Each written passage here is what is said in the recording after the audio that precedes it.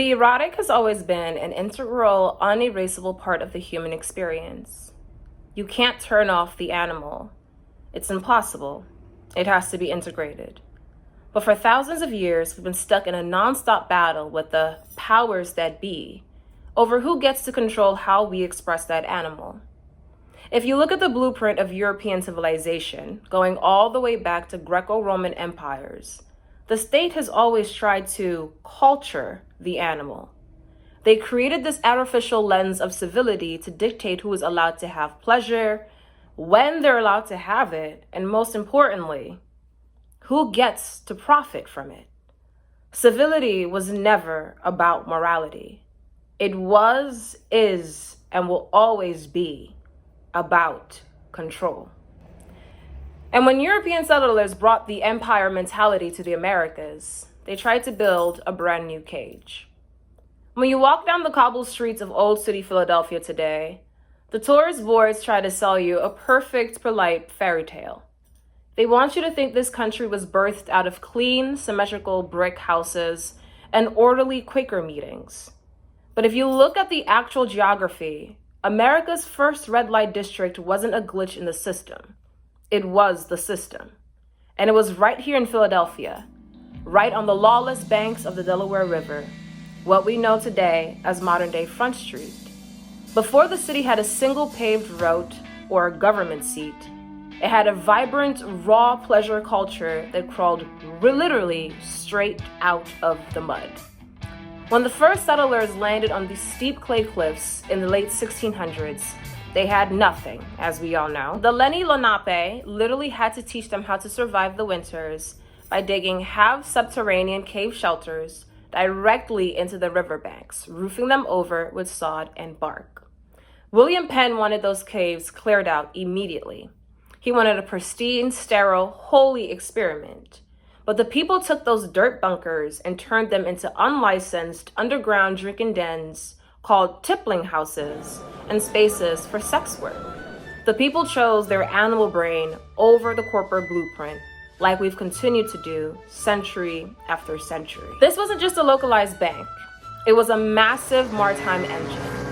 And the economy of the entire early colony was completely attached to the erotic.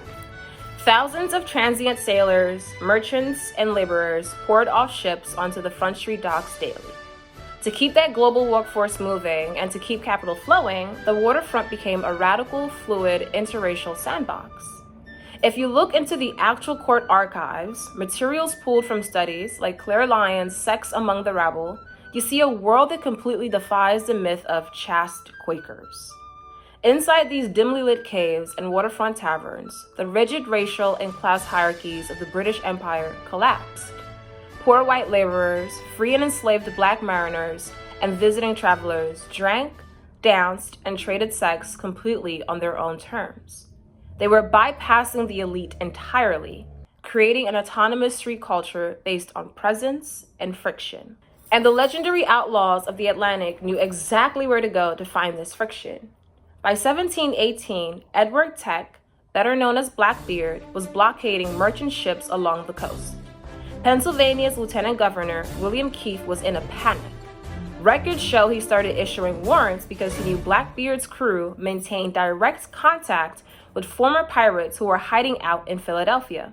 Because of how lenient the laws were in colonial Pennsylvania in comparison to other colonies like New York or Massachusetts. Local merchants and tavern keepers were also secretly supplying pirates with ammunition, supplies, and rum. Why? Because the pirate economy was gold, and the raw transactional environment of the riverfront gave them complete cover. The riverfront taverns were the economic backbone of colonial Pennsylvania. For independent women, the underground economy was a literal lifeline. Take Alice Guest, widowed in 1683 with nothing. She ignored the magistrates and William Penn, digging into her riverfront cave, running a highly profitable, unlicensed tavern. Generating so much capital, she forced the crown and the city to allow her to build a permanent brick tavern right over the dirt called the Crooked Billet. The elite class obviously pretended to panic about these vices. It was just a facade. On paper, colonial Pennsylvania had strict statutes against fornication and adultery. But in reality, prostitution was completely tolerated because it was lucrative. Streetwalkers and brothels operated with massive visibility. The courts almost never prosecuted casual sex or sex workers unless it resulted in an unmarried pregnancy. Those were the bastardly laws. The state didn't care about the sins of the flesh. They just didn't want a fatherless child becoming a financial burden on the city's taxpayers.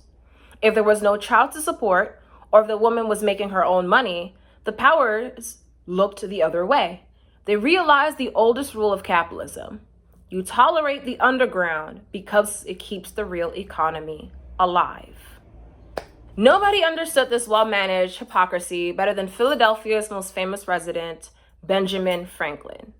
We are taught a sanitized version of Franklin as a clean, grandfatherly icon of American democracy. But Franklin was a creature of the streets. He was a creature of these exact same gritty, hypersexualized Philly streets. In his own writing, he openly admitted to his frequent intrigues with low women during his youth along the waterfront. Casual, transactional encounters that even resulted in a number of illegitimate children. Franklin didn't view the body through a lens of puritanical shame. He was a pragmatist who viewed the erotic as a natural animal instinct that just needed to be well managed. In 1745, right here in the city, he printed a notorious essay titled Advice to a Friend on Choosing a Mistress. He wasn't preaching abstinence. Instead, he laid out a mathematical argument for why a young man looking for sexual release outside of marriage should choose an older mistress instead of a younger one. His logic: older women are more discreet, they're better at conversation, and most importantly, it completely bypassed the city's bastardly laws because there was zero risk of unwanted pregnancy. By the midnight 1700s, the state did what the state always does when it can't fully control the narrative. They forcefully evicted the remaining cave dwellers, filled the grottos with dirt, and paved right over them with stone to build sterile corporate warehouses. They wanted a flat, clean surface because the flat surface is easier to police. They wanted a perfect paid covering to hide the raw reality of how this country actually built its wealth. And that is exactly the same playbook being used against us right now in the 21st century. The corporate algorithms, the shadow banning, the digital redlining. It's just a modern version of filling the caves with dirt. The moment you display your unpolished, sovereign flesh or speak on your own terms, they try to pave over you to keep the platform sterile and compliant, or to keep us as a society sterile and compliant. Next week, we are escalating. We're moving into the 1840s to look at how this underground pleasure culture exploded into mainstream culture. We're going to look at the theater culture where sex workers literally took over the upper tiers of playhouses like the Walnut Street Theater, forcing the elite to look them right in the eye. And we're going to talk about the physical print revolution, the underground pamphlets and guidebooks created by the madams and the men of the city to map out every single brothel in Philadelphia.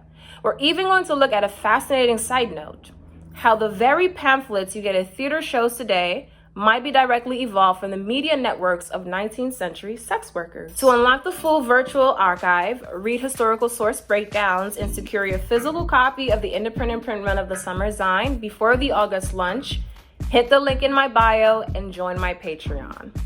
Much love, and I'll see you for next week's episode.